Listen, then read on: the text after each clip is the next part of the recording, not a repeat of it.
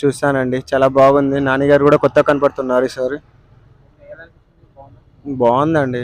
సలేష్ కుమార్ గారు సందోకాని the best career best direction అనిపిస్తుంది. నాని గారు కూడా కెరీర్ బెస్ట్ యాక్టింగ్ ఆఫ్టర్ చేస్తే అది ఒక కొత్త ట్రయల్.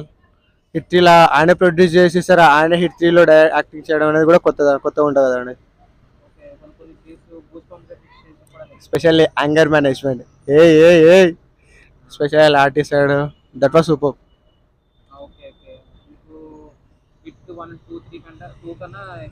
హిట్ హిట్ ఫ్రాంచైజ్ మొత్తం బాగుంటుంది. Hit 1, hit 2, hit 3. హిట్ 3 ఇంకా బ్లాక్ బస్టర్ అవుతుంది. అండి, జమ్మూ కాశ్మీర్. ఈవెన్ నేను కూడా ఒకసారి వెళ్ళొచ్చాను. జమ్మూ కాశ్మీర్ లొకేషన్స్ ఎప్పుడు బాగుంటాయి. అలాంటి ప్లేసెస్ చూస్ చేసిన హిట్ 3 ఇంకా బాగుంటాయి. I was waiting for the who is the villain in that movie.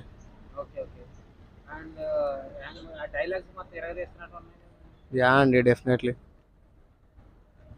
Specially white and white వచ్చేసి ఆ బ్లడ్ బాత్ చేస్తుండే కదా, అది ఘోరంగా అనిపిస్తుండే అసలు. ఇక